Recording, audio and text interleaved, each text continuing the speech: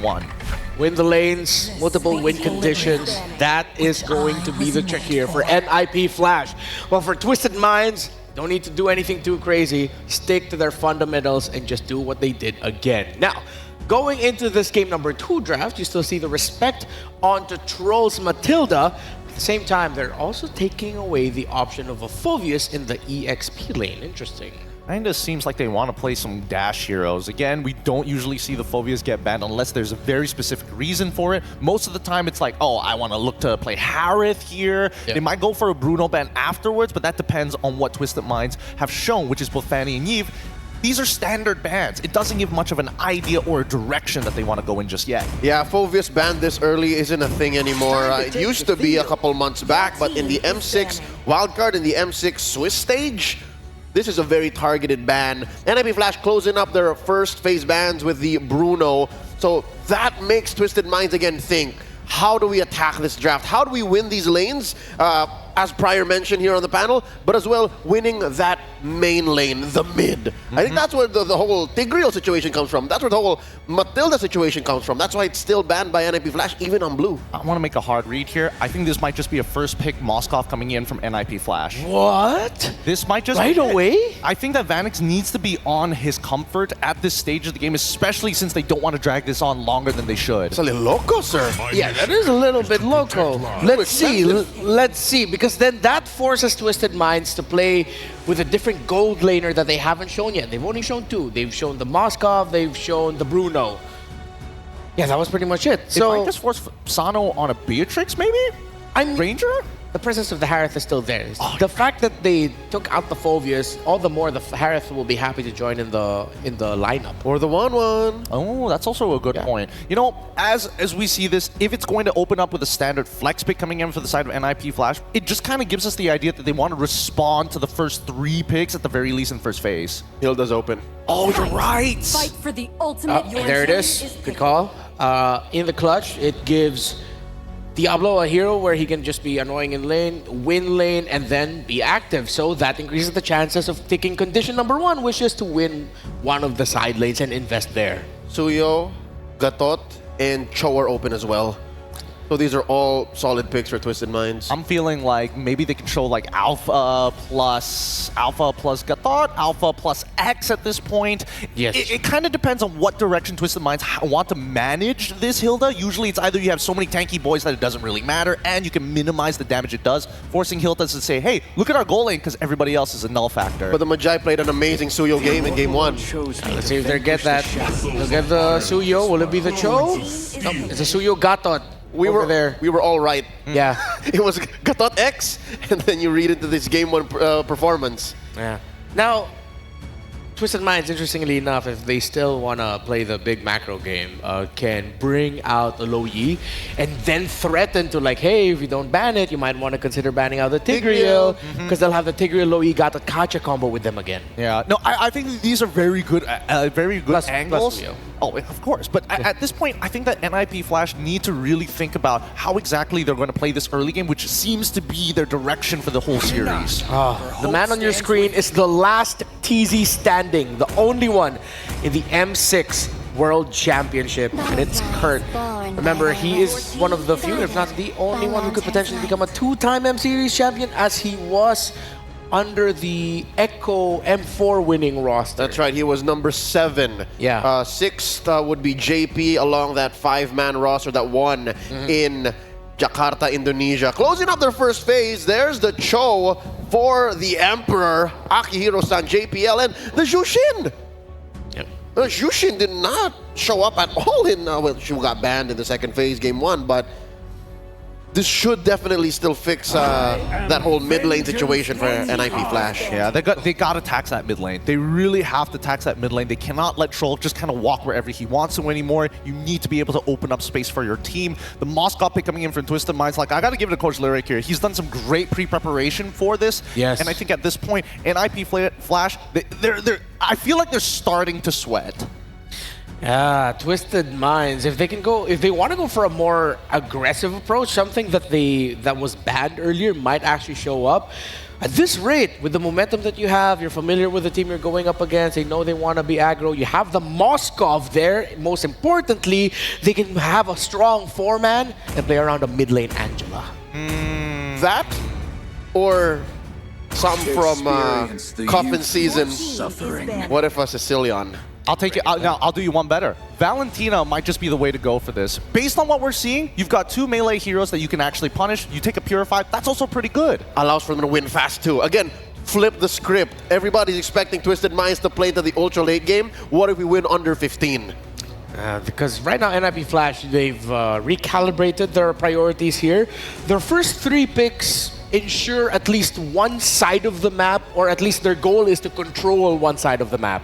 Maybe the area where the Hilda will be, around that EXP side, so the Cho and the Jushin will just apply a lot of pressure. And then NIP Flash is reading into it. They ban out the Sicilian. Mantin is still open. And historically, the lineup that NIP Flash, those first 3 are actually also countered by an Aurora. So we've posed 3 options for the mid laners for Twisted Minds. The Angela, Valentina, and Aurora are all up. All of which are really, really good here. Ah, man.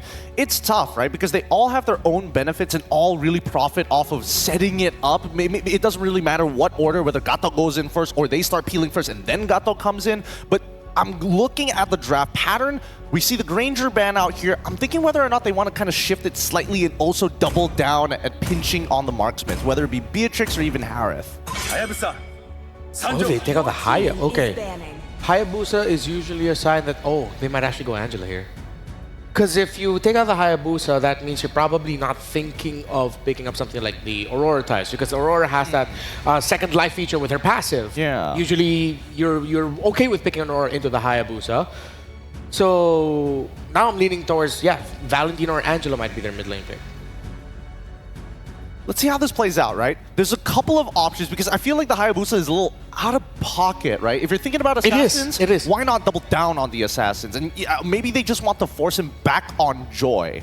Could also just be like pure respect for Hades. Hades, yeah. They're hammering down the mid lane. If you got a mid lane Angela, it's the perfect time now. Come on. Coach Zarate and Coach KZP actually read well into that too. Because by taking out the Hayabusa, they might want the Loyi as well. You pop that before the diversion even becomes a thought. Ooh. So now it's the Valentina. Or the Angela. Like, those are 2 solid picks. Yeah. Because right now, those first 3, I feel like those are quite ulti dependent. So, yes, the Angela has a strong ulti, but I feel like you just time it right. It's so good for extended team fights. Yeah, and I don't see Twisted Minds wanting to skirmish very often here, but they're going to go with the safe one into Aurora. I think they still have to fight for like mid-prio anyways, because again, you know that this show most likely is going to be the dedicated roam support from JPL, and with the help of that Jushin, I mean, yes, Gato is great, but he's walking away at a life tax. All right, NIP Flash's lineup here. The front line isn't that tanky compared to the Gato Kacha, and what could potentially, again, just be another Tigreal pick, but the Tigreal playing into the Jushin in the center of the map, that might be the thing they're holding on to. I'm not even playing the Tigreal and I'm already miffed. Yeah, right? At the experience. You're thinking, should I not? Probably shouldn't. 2 cores for NIP Flash coming up right now. The gold laner and the jungler. Who's it going to be? I mean, Bay is still open in the Harith. The 1-1, the Harith, you said, yeah? Despair that I see. But they're like damage. The name, of course! Oh, And the joy. That is magic heavy. If they go tanky here for the last pick of Twisted Minds, just rush Radiant Armors, and then suddenly it's going to take a long time for NIP Flash to have their damage felt. Great stopper on the Aurora, too. It looks like Twisted Minds have drafted NIP Flash into a corner despite it looking very good. I don't know. I kind of disagree with the Natan, honestly. Like, why would they, if they have an early game with the Hilda on top of the Tro, you go for the Natan. I think that Beatrix probably would have been a better bet if knowing that you wanted the Joy anyway for distribution of damage. So, yes, now you've got like these really good kicks and stuff like that, but who's your main target other than Zano on this Moskov? And he can just take Purify anyways. Twisted Minds are thinking about their Roam EXP trade. Where's that Gato Kacha going, and what's it going to be paired with? It's the glue. And even more so now, this lineup of Twisted Minds has looked devastating. Just time it right. However, I see a world wherein the glue might actually not even be able to get into position. Yeah, let's see. All right, Stafa, Mirko, take it away for this potentially last game of the series. Take it away, we shall! Ladies and gentlemen, we are jumping into game number 2 very, very soon. Thoughts on the drafts, Mirko? I agree, man. The Natan pick. I know it's great against Sano, against the Moskov. It's a very, very good matchup for the Natan, but I mean, the points that Gideon made, I agree with, but on top of that, there's just so much magic damage on the side of NIP Flash. Twisted Minds, they instantly picked up the glue. They knew they needed someone tanky enough. Go for full magic defense. Well, maybe a little bit of magic is what NIP Flash needs to take a victory right now, because Twisted Minds are one victory away from making history as the first team from MENA to make it to an M Series top 8. Can they solidify it in stone? Let us find out. If they do it, not only are they going to be the first MENA team to make it to top 8, but they're also going to take away perhaps the chance for NIP Flash to go back-to-back top 8. They made it at MSC 2024. They're definitely going to be looking to do the same thing here, but it does seem like Twisted Minds, man, they've been on a crazy progressive journey right now. They've just been improving so much after last time we saw them. Emblem-wise, Bargain Hunter for the Natan. Again, Master Assassin Sano really likes to just play in the side lane, always pressuring and taking turrets alone. I do kind of like that we are seeing the Bargain Hunter from Vanix, though. I think NIP Flash realizing that Twisted Minds actually plays really well towards the mid to late game. So if you have a bit of a safety net there to make sure that you can match up in scaling once you reach that point in the game, then it's going to be a little bit more efficient than just straight up trying to win the lane, because Twisted Minds likes going for a safer opening playstyle, right? They're not going to go out of their way to force anything on the map or even in their respective lanes and just try to delay it until they actually hit their power spikes. And NIP unfortunately tried to force one too many situations, which ended up playing exactly into their hands in game number 1. And it's also the Brave Smite, man, for Coffin, or sorry, for Curtizi here. We've seen so many different emblems for the Juicin, and I think in M6, it's safe to say that the Brave Smite has been one of the best, maybe even the best option to go for if you want to just go in aggressively. We saw this first, I believe, from Rins, and then we saw it also from Super Friends coming in. The Brave Smite allows you to just go in for the Crimson Beacon, stay sustainable, and get so much done in the team fights. Yeah, I think nowadays with the meta, if you want your hero to be viable, it needs to do one of two things. It needs to be an unkillable frontline, or it needs to do a lot of... Hold on! Almost a kill! Oh, the flicker from Sanji! Great slam to take that kill over, so they get a trade at least. But it's just Diablo on a Hilda. The thing is, if that Hilda was the roam, sacrificing yourself for Turtle is totally worth it. But Diablo is the EXP laner. When you die once as an EXP laner, you do end up losing a bit of that lane pressure overall. I think it's still fine, because if we look at where the lane equilibrium right now is in the EXP lane, Diablo isn't actually going to miss out on too many minions, and will still be able to match up against Sanji, which is very, very important, as this Hilda is the only source of burst physical damage that NIP Flash has to play around with. He needs to become a threat, so that Twisted Minds actually needs to itemize against him instead of just going full out magic defense against Hades and Vanix. Yeah, Sanji definitely pressured. Oh, Hoda, very aggressive, always just going for these stuns. Baited out the Crimson Beacon earlier.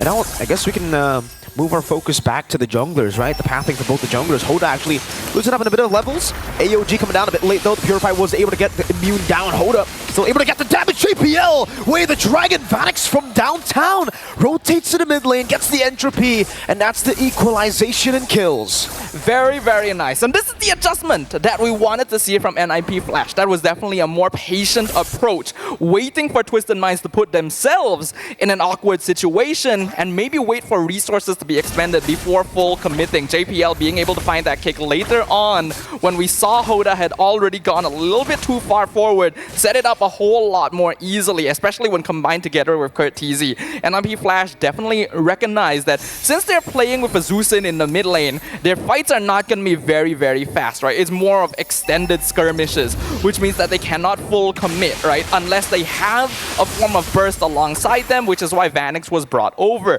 The more snowball that this Natan can pick up, as compared to Sano, the quicker NIP Flash can accelerate the game. That's a Starlium Scythe, I believe, picked up. Yeah, for Hades, so already quite quick. You can see right now the Turtle getting contested. Hades walking up. Will be going up to Sanji, putting a bit of damage, baiting out Slam, pass, Curtizi. Lantern Flare JPL looking for it, getting the way to Dragon now. Diablo gonna help him out with a focus and down. Hoda able to dash away. Cortese putting the Lantern Flare down, and that's gonna be the Frigid Glacier to connect. SOD from the bottom lane. Troll gonna get the kill. Sano joining the fight with a Spear of Destruction, and a man advantage works out for Twisted Minds. Wow. Yeah, that is a bit unfortunate. NIP Flash has a lineup that's very burst-based, right? So they have to play around timings if Vanix is not around. And Vanix was obviously not around there. Twisted Minds now full control of the turtle. Should be able to pick it up quite easily. It was a really good kick by JPL. They actually gathered 3 members of Twisted Minds together. But Hades was still like 1 or 2 seconds off from activating that electrifying beats, which meant that the burst damage was simply not there. And Twisted Minds could instantly reverse the situation, especially with Sano coming in with that Spear of Destruction. That's why NIP Flash needs to take slower fights, right? They have to pick up on the exact timing when Hades is ready to go in for the DPS, because otherwise they just simply don't have enough damage output to threaten Twisted Minds at this stage of the game. Yeah, they really don't.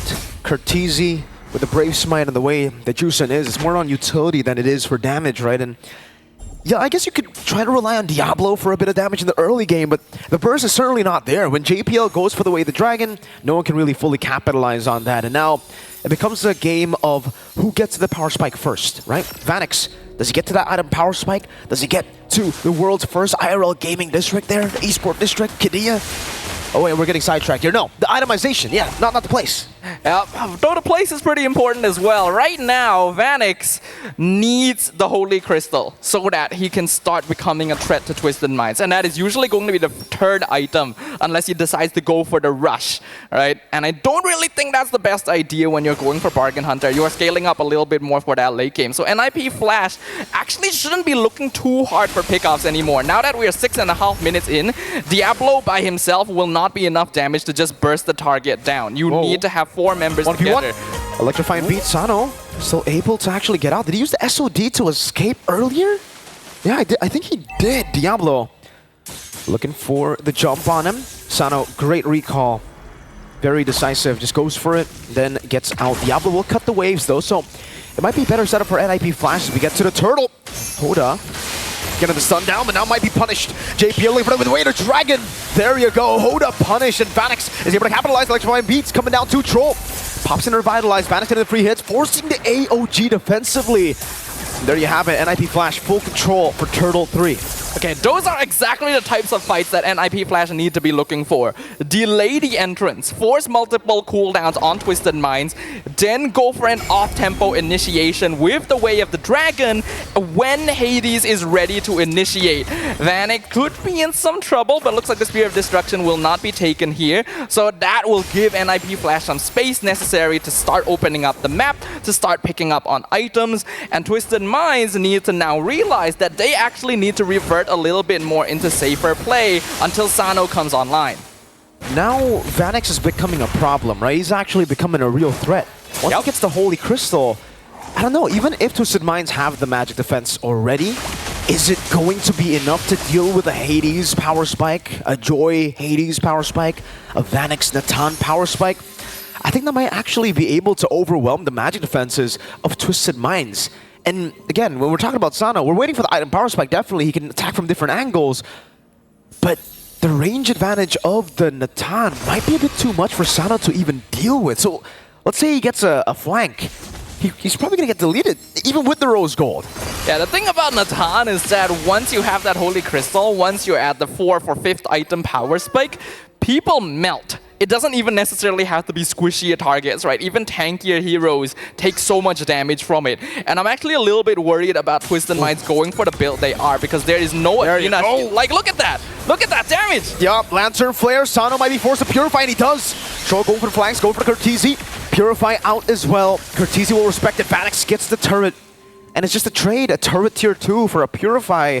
Also a sprint technically for Diablo. But you can see that gold lead building now even more. Vanix, he's the one holding on to the 3,000 almost gold lead you see on your screen for NIP Flash. And he just got the Holy Crystal right there. So all the damage that Sano was taking was without Holy Crystal even. So NIP Flash now is the best timing for them.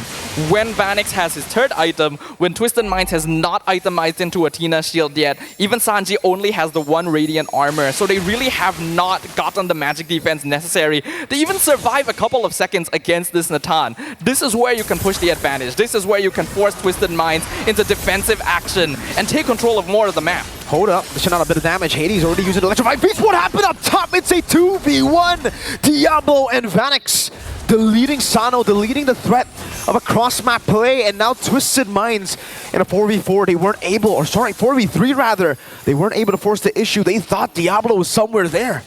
When Sano is down, NIP Flash can afford to actually play very aggressive. They can even throw bodies at them because they just don't have damage they need to worry about anymore. Now that you are at 10 minutes, without the Moskov, Twisted Mind is very reliant on burst themselves, whereas NIP Flash have a lot more to work with Vanix on their side. And with Lord now pushing up top lane, I think we can expect this next push, as long as the waves are managed properly, to take out every external tower for NIP Flash. Vanix is just so free. Entropy forward. He has the confidence to just go in as well. Hades melting down Sanji with electrifying beats there, forcing him very low as well to back away. Now Vanix, we're going to play with the Lord. They've already dealt with the Holy Defense in the bottom lane. The tier 2 will fall. Twisted Minds still have pretty good defenses right now. Sano is back up again. Will be able to clear out the Lord. And that's Lord 1 dealt with. But NIP Flash will have another wave in the mid lane. They should be able to get all the tier 2s here. And if Twisted Minds try to fight, I don't know about it. Look at the utility from Curtizi. Constantly putting the Lantern Flare down, and no one is ready to actually go and catch, even when Cuffin gets the stun. Yeah, 100% Twisted Minds cannot be the primary initiators. They have to wait to counter-engage, try to bait things out from NIP Flash, but even then, can they do so? AOG, onto Diablo, but he gets melted down to Purify out of the Frigid Glacier.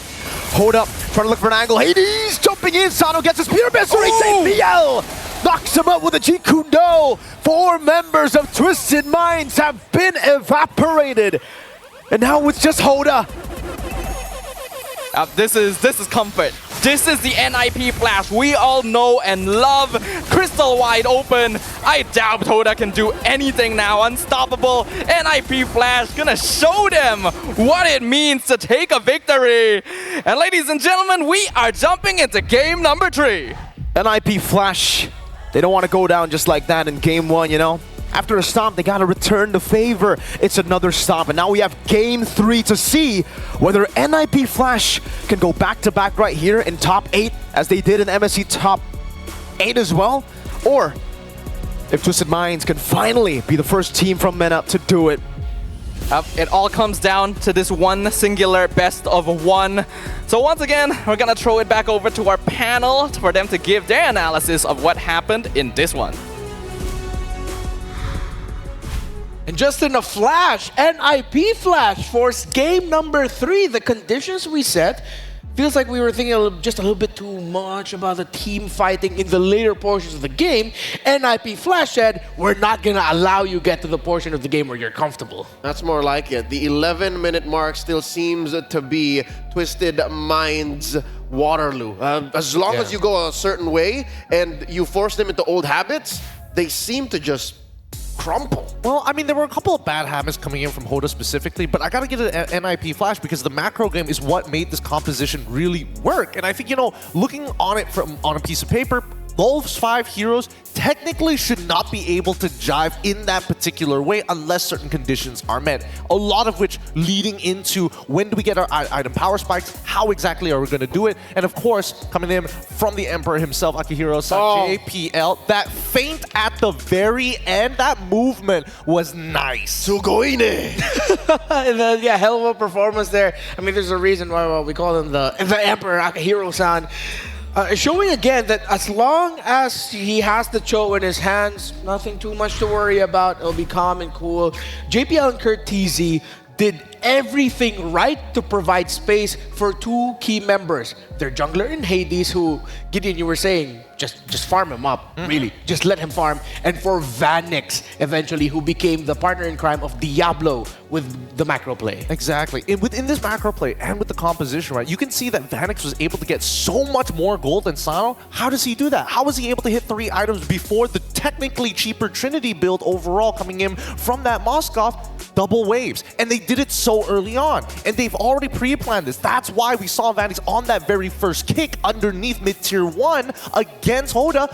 Vanix just so happened to be there. This was all part of the plan. And that is the mad genius that Coach Zarate and Coach KZP just pulled from underneath us. The side lanes, they needed to work out. And how do you do that? By putting a catch-22 in mid.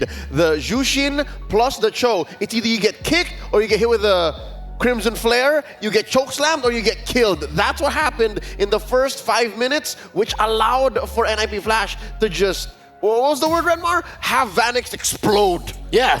That was the moment that you were waiting for. When we were trying to analyze the draft a little bit more, behind the scenes I just said, feels like NIP Flash just readjusted and said, nah, let's just buy time to make Vanix explode. And at 9 minutes and 20 seconds, dude got his Holy Crystal. He completed that Trinity that you mentioned, and even in the last minute or so of the game, he was able to complete a Divine Glaive. That's what I call a BMT. A BMT was The Big Money Trinity. Big Money Trinity. It's more expensive. Oh, it is. So much more Oh, yeah, expensive. because the Holy Crystal is like 3K. Yeah, It's dude. significantly more expensive. It's not cheap. It really isn't cheap. And I think that NIP Flash, when they were deciding on their marksman here, they were thinking, okay, we need something that has burst, but also has self-peel. And Natan kind of fits that bill with the only issue of I'm item dependent. I can't fight at 1 or even 2 items like a Beatrix. Give me those 3. Give me the resources to do so. Then I'll make myself pop off, no problem. Look at that damage. 36k overall in line, and if not more than Hades.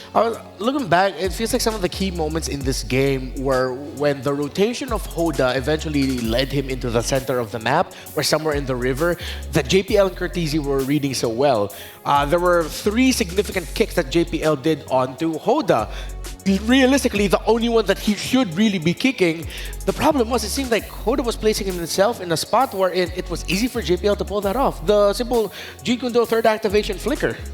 Actually, there's a couple of more scenarios where they kind of do this interesting, I want to call it a feint, right? Because half the time, when you're looking at the composition, Diablo, who exactly does he really need to target, right? It's either Coffin or you're looking towards Sano's side. And when they were doing that first initial Lord Dance, what did they do? They sent Vanix, our MVP of this game, to the top side of the map to bait out a reaction. Somebody's got to come up here. Diablo says, what's up? It's a 2v1. Let's take you out real quick, create that man advantage. And it's this very intricate maze of approaches that allowed for NIP Flash to set up the inevitable victory and the, how do I say, expedited late game for Vanix. And it'll always end on this man's call anyways. 5-0-2. I was looking at the item builds for Twisted Minds, and it seemed like the whole situation in game 1 just got flipped over. They can't build enough magic defense to stop his Nathan. Not when his GPM is 909, bro. Look at that. So fast, he was able to get his items, and speed was the name of the game at the end of the day. It seems like Cho and, well, in turn, of course, Bruce Lee is right in terms of just thinking of when in the world of Kung Fu, speed determines the winner, and that was straight up martial arts movie performance coming in by NIP Flash with how fast they took control of the game, because they controlled the rotations of Troll, Coffin, and Hoda. I mean, so many beautiful movements here coming in from NIP Flash. This is the Singaporean playstyle that we were talking about. Very macro-based, very much so. I want to get guaranteed advantages. The question is, how exactly are they going to do that? And we saw cut off their rotations, especially slowing down Sano, utilizing Diablo, because in these team fights, Diablo doesn't really do much, so this is the second best thing he could do. Now, we